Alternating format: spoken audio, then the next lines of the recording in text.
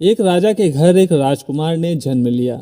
राजकुमार स्वभाव से ही कम बोलते थे। राजकुमार जब युवा हुआ तब भी अपनी उसी आदत के साथ मौन ही रहता था। राजा अपने राजकुमार की चुप्पी से परेशान रहते थे कि आखिर ये बोलता क्यों नहीं है। राजा ने कई ज्योतिषी, साधु, महात्माओं और चिकित्सकों को उन्हें दिखाया, लेकिन कोई हल नहीं निकला। संतों ने कहा कि ऐसा लगता है कि पिछले जन्म में ये राजकुमार कोई साधु थे, जिस वजह से इनके संस्कार इस जन्म में भी साधुओं के मौन व्रत जैसे हैं। राजा ऐसी बातों से संतुष्ट नहीं हुए। एक दिन राजकुमार को राजा के मंत्री बगीचे में टहला रहे थे। उसी समय एक कौवा पेड़ की डाल पे आकर कांव कांव करने लगा।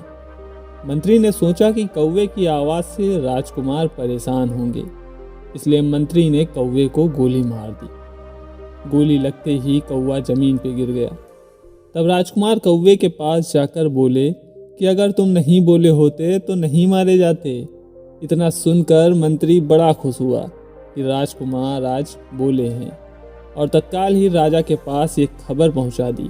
राजा भी बहुत खुश हुआ और मंत्री को खूब ढेर सारा उपहार दिया। कई दिन बीत जाने के बाद भी राजकुमार चुप ही रहते थे। राजा को मंत्री की बात पे संदेह हो गया और गुस्सा कर राजा ने मंत्री को फांसी पे लटकाने का हुक्म दे दिया।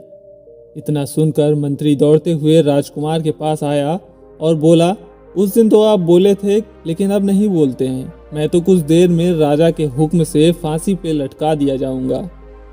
मंत्री की बात सुनकर राजकुमार बोले कि अगर तुम भी नहीं बोले होते तो आज तुम्हें भी फांसी का हुक्म नहीं दिया होता। बोलना ही बंधन है। इसलिए दोस्तों, जब भी बोलो उचित और सत्य बोलो, अन्यथा मौन रहो। जीवन में बहुत से विवाद का मुख्य कारण अत्यधिक बोलना ही है। एक चुप्पी हजारों कलह का नाश करती है। चुप रहना आसान नहीं है, लेकिन जो चुप है वो परेशान नहीं है। 5 ऐसी परिस्थितियां जिसमें आपका चुप रहना ही बेहतर होता है। आपका अधिक बोलना भविष्य में पछतावे का कारण न बने, इसलिए आप इन 5 परिस्थितियों के बारे में आज ही जान लें और उनको अपने जीवन में उतार लें। पहली स्थिति है दोस्तों, जब तुम्हें लगे कोई तुम्हारी भावनाओं को तुम्हारे शब्दों से नहीं समझ सकता, उस समय तुम्हें चुप रहना चाहिए। अक्सर हम लोगों को अपने दुख, परेशानियां बताना शुरू कर देते हैं, जबकि हमारे आसपास के रहने वाले ज़्यादातर लोगों को इससे कोई मतलब नहीं कि हमारे जीवन में क्या गुजर रहा है। हर इंसान को केवल खुद से मतलब होता है। वो केवल खुद के बारे में बात करना चाहते हैं। वो केवल खुद की तारीफ सुनना चाहता है। उन्हें हमारे जीवन की परेशानियों से कोई मतलब नहीं और ना ही वो सुनना चाहते हैं। हो सकता है 1 या 2 बार वो तुम्हारी दुख भरी कहानी सुन भी लें, लेकिन उसके बाद तुमसे दूर भागना शुरू कर देंगे, क्योंकि कोई भी किसी दुखी और असहाय इंसान के साथ रहना पसंद नहीं करता।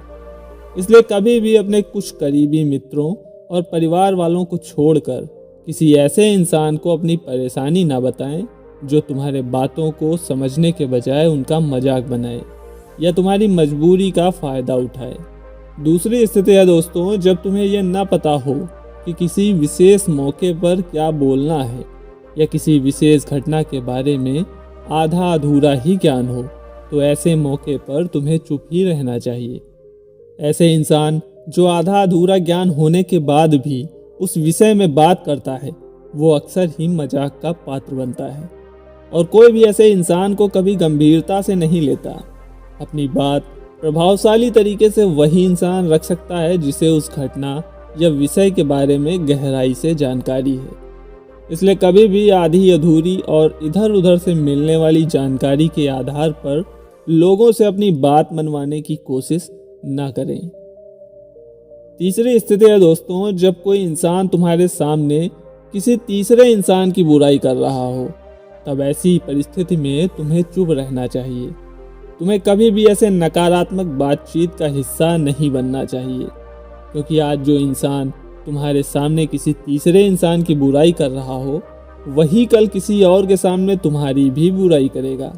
और इस बात की ज़्यादा संभावना है कि आज तुमने अगर उसके हाँ में हाँ मिलाने के लिए तीसरे इंसान की जो बुराई की है, कल रिश्ते ठीक होने पर वो तीसरे इंसान से कहे कि तुमने उसके बारे में क्या क्या कहा था। तब आपकी क्या ही इज्जत रह जाएगी, विचार करिए। इसलिए जब भी कभी कोई किसी तीसरे इंसान की बुराई करे या उसके गलत समय का मजाक उड़ाए तो तुम्हें बस उसकी बातें सुन लेनी है। आपको अपनी कोई भी राय वहां नहीं रखनी है। चौथी स्थिति है दोस्तों, जब कोई तुम्हारे ऊपर गुस्सा करे और तुम्हें अपमानित करने की कोशिश करे, तब ऐसी परिस्थिति में तुम चुप रहकर सामने वाले के गुस्से को कम कर सकते हो और स्थिति बिगड़ने से बचा सकते हो, क्योंकि क्रोध एक ऐसी मानसिक स्थिति है जो बुद्धि को हर लेती है। इस स्थिति में मनुष्य सोच विचार कर नहीं बोल पाता, जिस वजह से अभद्र अपशब्द व कड़वे वचन ही मुंह से निकलते हैं। जब तुम सामने वाले के क्रोध का जवाब क्रोध से ना देकर उस समय चुप रह जाते हो, तब ये बात उस क्रोध करने वाले इंसान के दिल में लगती है और गुस्सा कम होने पर उसे अपनी गलती पर पछतावा भी होता है। लेकिन दोस्तों, तुम्हारा हर परिस्थिति में चुप रहना भी ठीक नहीं है। अगर कोई गलत कर रहा हो तो तुम्हें उसका जवाब भी देना है। हर बार तुम्हारा मौन रहना सामने वाले की गलत हरकतों व उद्दंडताओं को बढ़ावा देने जैसा होगा। लेकिन कुछ लोग ऐसे होते हैं जिन्हें हमारा चुप रहना उन्हें हमारी कमजोरी प्रतीत होती है। गुस्से के दौरान चुप रहने का यह तरीका केवल परिवार, सगे संबंधी और कुछ निकट मित्रों के लिए ही सही है, न कि हर इंसान के लिए। अगर तुम हर जगह चुप रहने लग गए तो इसका गलत फायदा उठाया जा सकता है। पांचवी स्थिति है दोस्तों, जब कोई इंसान अपने जीवन की किसी दुख भरी घटना या परेशानियों से गुजर रहा हो तो तुम्हें चुप रहकर सिर्फ उसकी बातों को सुनना है। लेकिन ज़्यादातर लोग ऐसे होते हैं कि किसी ने उनके सामने अपनी समस्या सुनाई नहीं कि उन्होंने समाधान देना शुरू कर दिया, जबकि कोई इंसान अपना समझकर ही हमसे अपनी परेशानी साझा कर रहा होता है, न कि वो आपसे किसी सुझाव की उम्मीद से बता रहा होता है।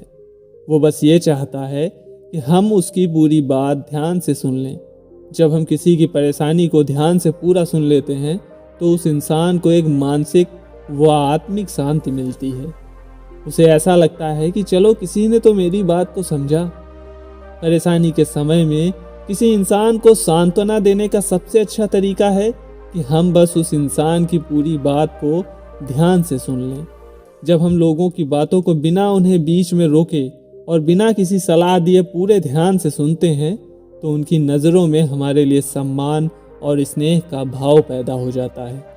इसलिए दोस्तों, जब भी कभी कोई अपनी परेशानी आपसे बताए, बस आपको उसकी बातों को ध्यान से सुन लेना है और जब तक वो तुमसे सलाह न मांगे तब तक उन्हें किसी भी प्रकार की सलाह नहीं देनी है।